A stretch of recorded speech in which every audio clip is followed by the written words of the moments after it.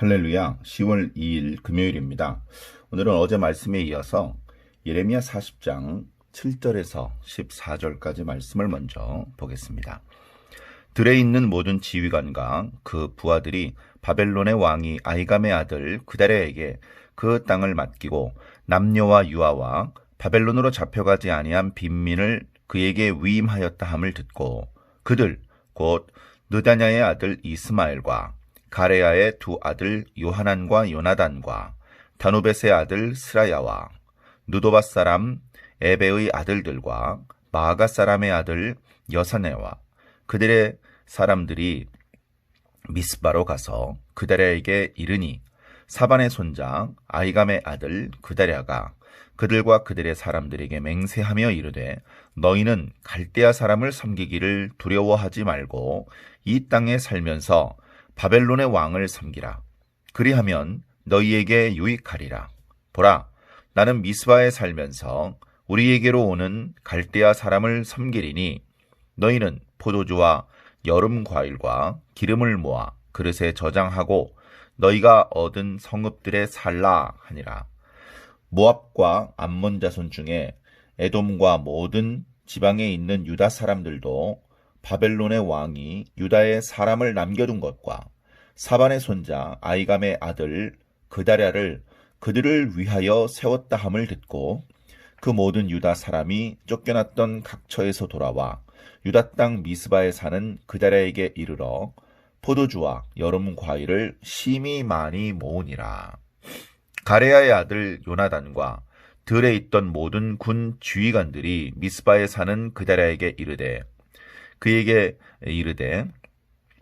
암몬 자손의 왕 바알리스가 내 생명을 빼앗으려 하여 느다냐의 아들 이스마엘을 보낸 줄 네가 아느냐 하되 아히감의 아들 그다랴가 믿지 아니한지라. 가레야의 아들 요하난이 미스바에서 그다랴에게 비밀히 말하여 이르되 청하노니 내가 가서 사람이 모르게 느다냐의 아들 이스마엘을 죽이게 하라. 어찌하여 그가 네 생명을 빼앗게 하여 네게 모인 모든 유다 사람을 흩어지게 하며 유다의 남은 자로 멸망을 당하게 하랴 하니라. 그러나 아히감의 아들 그다랴가 가레야의 아들 요하난에게 이르되 네가 이 일을 행하지 말 것이니라. 네가 이스마엘에 대하여 한 말은 진정이 아니니라 하니라. 아멘.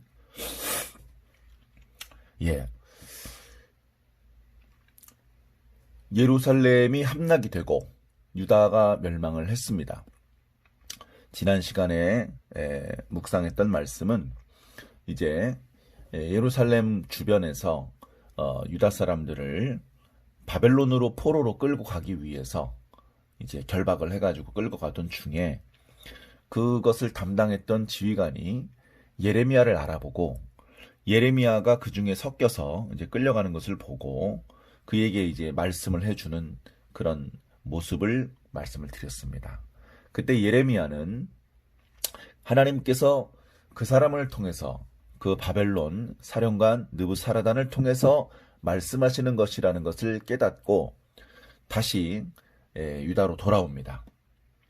그래서 유다는 이미 함락되었고 유다에 남은 성읍들 그리고 거기에 바벨론이 남겨놓은 사람들이 있거든요. 많은 사람들을 남겨놓은 것은 아니지만 빈민들 또 유아들 뭐 이런 사람들과 거기 성읍들 이런 것들을 이제 관리하게 하기 위해서 바벨론의 정책을 잘 따를 수 있는 그다랴라는 사람을 이제 총독으로 세워서 그다랴는 예루살렘은 이미 다 파괴가 되었기 때문에 미스바라는 곳을 정해서 그곳에 총독부를 설치하고 그것을 중심으로 남아있는 유다인을 다스리는 그런 상황이었습니다. 그 사실이 주변에 아직은 그렇게 많이 알려져 있지 않았는데 이제 바벨론 포로로 끌려가는 유다인들의 무리에 섞여 있던 예레미야가 이제 그 소식을 듣고 미스바로 이제 돌아온 것이죠. 오늘 말씀은 그 뒤에 이어지는 말씀입니다. 자, 그렇게 했다는 것, 그러니까 바벨론 사람들이 유다 사람들을 다 잡아 죽였다, 씨를 말렸다, 그게 아니고 몇 사람들은 남겨두었다. 그냥 남아서 유다 땅에 살도록 허용해 주었다. 심지어 유다 사람들 중에 한 사람인 그다랴는 유명한 요시야 때 서기관이었던 사반의 손자였고 아히감의 아들이었기 때문에 아마 많은 유다인들이 그를 이미 알고 있었을 겁니다. 그 사람이 유다의 총독으로 임명을 받았다고? 그리고 갈대아 사람들은 다 떠났다고? 이제 그런 소식을 듣자 새로운 희망을 품고 미스바로 사람들이 모여드는 이야기입니다. 그래 1절에 보면 1절이 아니라 7절에 들에 있던 모든 지휘관과 그 부하들, 이 사람들은 바벨론 군대가 아니고요. 유다의 군대죠. 유다가 매우 규모도 작았고 그래서 바벨론 군대와 제대로 저항도 못 해보기는 했지만 그래도 그 가운데에는 지휘관도 있었고 부하도 있었는데 전쟁 중에 많이 죽었지만 또 덜어는 도망가서 들이라고 하는 것은 사람들이 살지 않는, 그래서 바벨론 군대가 추격해오지 않는 그런 곳으로 일단 숨어 있었던 것이죠. 그렇게 숨어서 상황을 지켜보던 그들에게 소문이 들리기를 바벨론 군대가 다 떠났다. 포로로 잡아갈 사람들을 많이 잡아갔는데 그래도 상당수의 유대인들이 그냥 유다 땅에 남아서 살 수 있도록 허락을 해주었고, 그리고 유다 사람 중에 한 사람인 그다랴를 총독으로 세우고 떠났다. 그래서 이제 그 사람들이 미스바로 모인 것입니다. 이제 이 그다랴는 이제 다른 성경 열왕기 하나 이런 데를 보면 그달리아라고 표현되고 있는데요. 외국인의 이름이고 또 오래된 이렇게 사본이다 보니까 약간의 발음의 어떤 차이는 있지만 큰 차이는 없습니다. 그달리아. 자, 그래서 그렇게 이제 주변에 흩어졌던 유다의 그 유민들이 미스바에 모이는 것을 보고 이제 그다랴가 환영을 하는 것이죠. 그래서 9절에 보니까 그렇게 해서 모인 사람들에게 이야기를 합니다. 뭐라고 말하냐면 너희는 갈대아 사람 섬기기를 두려워하지 말아라. 이 땅에 살면서 바벨론 왕을 섬기라. 그렇게 하는 것이 너희에게 유익될 것이다 라고 말합니다. 어떻게 보면 이 말은 지금 끝까지 들에 숨어 있으면서 상황을 지켜보면서 어떻게든 바벨론에 저항을 하고 어떻게든 유다의 독립을 이렇게 지켜내려고 하는 그런 어떤 보수적인 그런 어떤 그 반 바벨론의 정서를 가지고 있는 사람들에게는 매우 불쾌한 말이었을 겁니다. 매우. 그러나 지금 상황이 그의 말을 들을 수밖에 없는 상황이죠. 그래 속으로 불편한 심기를 숨긴 채 우선은 그다랴와 함께 살고 있는 것입니다. 이어서 그다랴가 말합니다. 자, 이제 여름이다. 예레미야 말씀을 보면 예루살렘이 함락된 것이 4월 9일이라고 합니다. 너무나 슬픈 날이기 때문에 그 날짜까지 이제 기록되어 있고 그걸 기억하고 있는 것인데요. 4월에 이제 함락이 되었는데요. 지금 이제 7월입니다. 그 유다 땅은 4월, 5월, 5, 6, 7, 8, 9, 10월 요때가 여름이고 그때가 이렇게 비는 많이 안 오지만 아침 저녁에 기온차가 크기 때문에 이슬이 많이 맺혀서 그때 이제 곡식들이 자라기도 하고 나무들이 열매를 맺기도 하는데, 그래 무화과 나무가 여름철이 되면 그 기온과 그 습도를 받아서 잎사귀를 펼치고 열매를 맺기 시작하는데, 그래서 예수님의 비유에도 무화과 나무가 잎사귀를 내면 여름이 가까이 온 줄 안다라고 말씀하셨는 바로 그 여름입니다. 자, 이제 여름이니까 너희들은 부지런히 포도주, 그러니까 포도 열매, 그 다음에 여름 과일이 바로 무화과를 말하는 겁니다.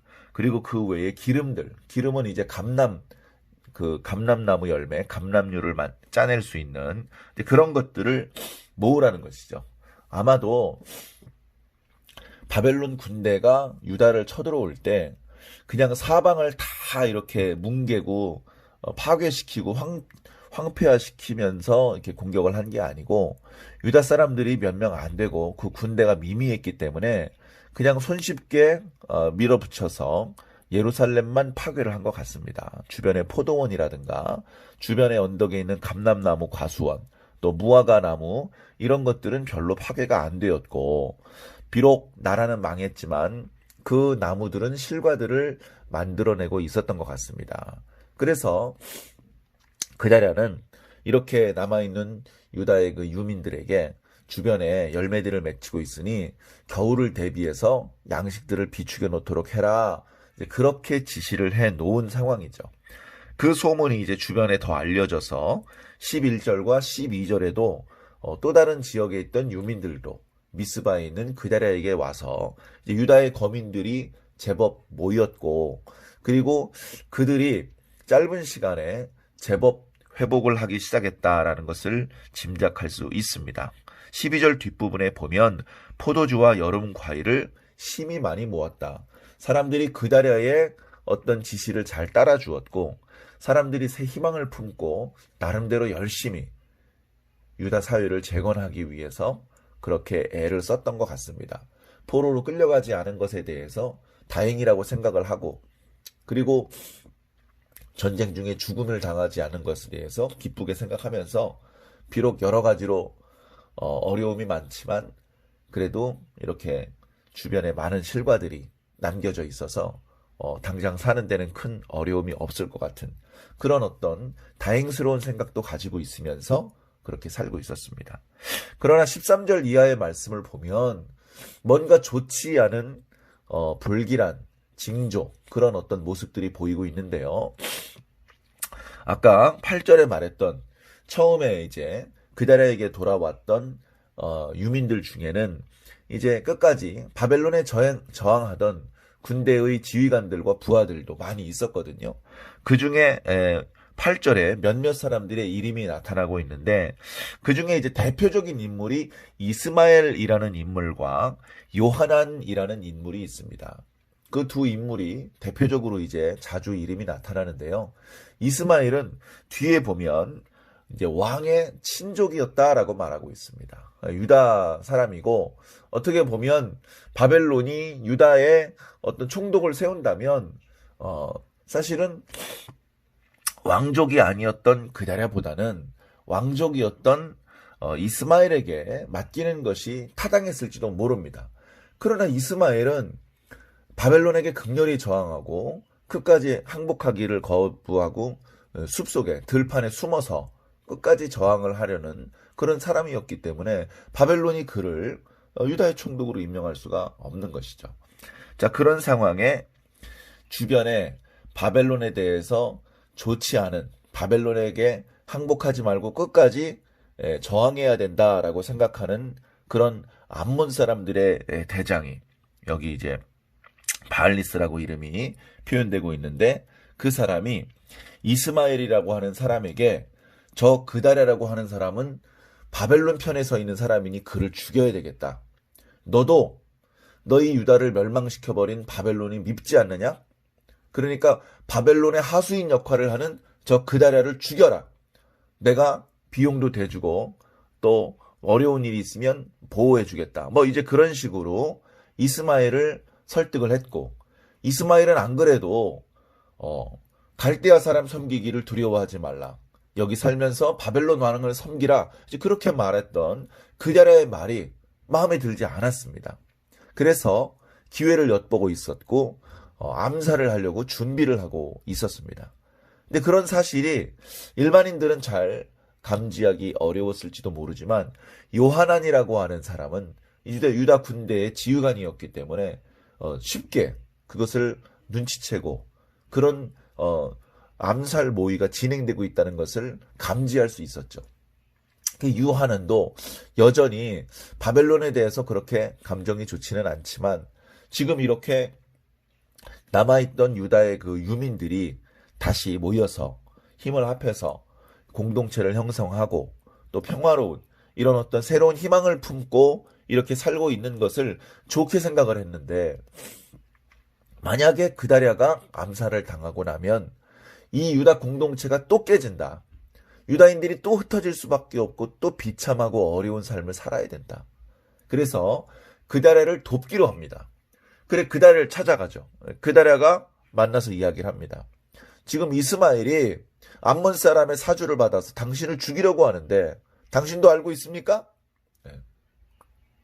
당신은 지금 유다 사람들의 지도자이기 때문에 그 정도는 당연히 알고 있어야죠.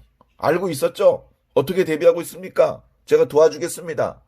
뭐 이제 이런 이야기를 하려고 간 것 같은데 안타깝게도 그다랴는 전혀 눈치채지를 못하고 있습니다.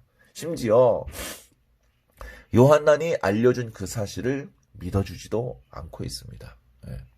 자, 그러다가 안 되겠습니다. 지금 요한난이 알고 있는 이스마엘이 그다랴를 죽이려고 한다는 이 암살 계획이 확실하다는 것을 이제 느끼고 다시 한번 그다랴를 찾아갑니다. 그러면서 비밀스럽게 얘기합니다.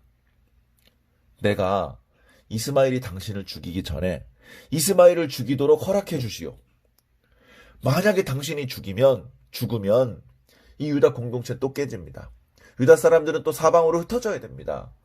왜 이렇게 새롭게 시작된 희망의 불씨를 꺼트리는 위험을 자초합니까? 빨리 이 문제를 해결하시오라고 이제 이야기를 한 것이죠. 그랬더니 그다랴가 또 믿어주지 않습니다. 뭐? 이스마엘을 죽인다고? 그 일을 하지 마시오. 그 사람이 나를 죽인다는 건 헛소문이요. 이제 그렇게 얘기를 하고 지나가 버리죠. 그래 오늘 말씀은 16절로 끝나기 때문에 그 뒷이야기 41장으로 이어지고 있는데요. 뭔가 지도자 그다랴가 빠른 시간 내에 예루살렘이 함락된 지 불과 한 석 달 정도밖에 지나지 않았는데 소문이 퍼져서 많은 유다인들에게 신뢰를 받고 흩어져 있고 숨어 있던 유다인들이 다 미스바에 모이게 만들고 또 그들로 하여금 겨울을 대비할 수 있도록 잘 이제 지도해서 뭔가 새롭게 유다 공동체가 안정을 찾아가고 있는 그런 긍정적인 모습이 보이다가 뭔가 이제 보이지 않게 이스마엘이라는 사람이 암몬 사람의 사주를 받아서 그렇게 유다 공동체를 잘 이끌고 있던 그다랴를 죽이려 한다는 그런 이야기로 뭔가 불길한 이야기로 오늘 말씀이 마무리되고 있습니다. 오늘 말씀을 보면 크게 두 가지를 생각해 봐야 될 것 같습니다. 하나는 다시 미스바로 모이자. 뭔가 미스바는 완전한 곳이 아닙니다. 미스바는 예루살렘 같은 곳은 못 됩니다. 그러나 역사적으로 보면 미스바는 어려운 일이 있을 때 이스라엘 사람들이 모였던 곳입니다. 대표적으로 블레셋의 공격을 받아서 이스라엘이 초토화되다시피 했을 때 당시 사무엘이 미스바로 모이라고 백성들에게 알렸습니다. 그래 미스바 그 넓은 벌판에 사방으로부터 모인 이스라엘 사람들이 이스라엘을 위해서 기도하는 그런 기도회를 가지게 되었던 것이죠. 자, 그렇게 이스라엘의 장정들이 미스바에 다 모였을 때 블레셋 사람들이 갑자기 기습을 해옵니다. 거기에 이스라엘의 군대들이 무장도 하지 않은 채 모여있다. 그들을 지금 공격을 하면 이스라엘 땅 전체를 우리가 차지할 수도 있다. 블레셋 사람들이 그렇게 판단을 하고 공격을 합니다. 큰 위기의 상황이죠. 사무엘이 말합니다. 몇몇 사람들이 나가서 블레셋 사람들을 막으시오. 나는 이곳에서 기도하겠소. 그래서 그때 기습을 받았고 변변한 무기도 없고 조직도 없고 훈련도 없는 이스라엘이 오히려 블레셋을 크게 격파해서 다시는 블레셋이 이스라엘 땅으로 쳐들어오지 못하게 그렇게 했던 일이 있습니다. 미스바는 그렇게 뭔가 나라가 약하고 어려움이 있고 걱정이 있을 때 하나님 앞에 기도하는 그런 곳이었습니다. 그래서 그다랴가 미스바를 총독부로 정하고 그곳을 중심으로 유다인들의 재건을 도모했던 것은 어떻게 보면 지혜로웠던 것 같습니다. 그리고 그가 선지자 예레미야를 통해서 주셨던 하나님의 말씀을 잘 귀담아 들어서 바벨론을 섬기는 것이 하나님께 반역하는 것이 아니라는 것, 오히려 하나님의 말씀에 순종하는 것이라는 것을 깨닫고 있었고, 그래서 바벨론 사람에게도 신임을 받고 유다 사람에게도 신뢰를 얻는 적절한 지도력을 발휘했었는데, 그런가 하면 또 다른 한편에서는 그런 그다랴를 죽이려고 하는 그런 암살이 진행되고 있었다는 것, 이런 상황에 대해서 그다라가 좀 더 신중하게 요하난의 말을 무시하지 말고 뭔가 대비를 했었으면 좋지 않았을까 하는 그런 생각을 해봅니다. 자, 우리는 지금 어떤 상황입니까? 자, 오늘 우리들의 시대도 기도해야 될 시대입니다. 오늘 우리들의 시대도 미스바로 모여야 될 시대입니다. 지금 코로나19 때문에 비대면의 시대를 맞이하고 있지만 우리들의 마음이 그래서 핸드폰으로 또 세상의 잘못된 문화로 그렇게 물들어가고 그렇게 우리들의 신앙이 약해지고 병드는 것도 눈치채지 못한 채 그렇게 세상에 빠져들면 안 됩니다. 이런 때일수록 허리끈을 조여야 되고 이럴 때일수록 겸손히 무릎 꿇고 금식하고 좀 더 이런 어려운 시기에 하나님의 백성답게 살기 위해서 뭔가 몸부림치는 그런 모습을 하나님 앞에 보여드리는 것이 마땅할 거라고 생각을 합니다. 현재의 상황을 낙관하지 말고 항상 깨어서 근신하면서 하나님의 참다운 백성으로서의 모습을 잃지 않기 위해 부단히 노력하는 저와 여러분들이 되기를 간절히 바랍니다. 기도하겠습니다. 하나님의 뜻을 하나님의 선지자를 통해서 주셨던 말씀을 통해 깨달았던 그다랴가 이제 새롭게 남아있던 유다 유민들을 잘 지도하여서 새로운 희망을 품게 만들었습니다. 하나님 아버지, 그가 총독부로 정했던 미스바는 어려운 시기에 백성들이 모이는 곳이고 그 어려움을 이기기 위해서 하나님께 기도하는 곳이었습니다. 우리의 때가 기도해야 될 때라는 것을 깨닫게 하여 주시옵소서. 그래서 이 시대에 우리들의 믿음을 빼앗기지 않고 여전히 오직 하나님의 말씀만을 따르는 참된 주의 백성의 모습을 잃지 않도록 주님 도와주시기를 간절히 소망합니다. 하나님께서 주신 귀중한 사명을 소홀히 여기지 않고 그 사명을 온전히 감당하기 위해 최선을 다하게 하여 주옵시며 모든 일에 소홀함이 없이 신중하게 그러면서도 늘 하나님의 뜻을 구하면서 하나님의 말씀을 따라서 그 사명들을 감당해낼 수 있는 또한 참된 주의 일꾼이 될 수 있도록 주님 인도하여 주시옵소서. 감사하며 예수 그리스도 이름으로 믿고 기도하옵나이다. 아멘.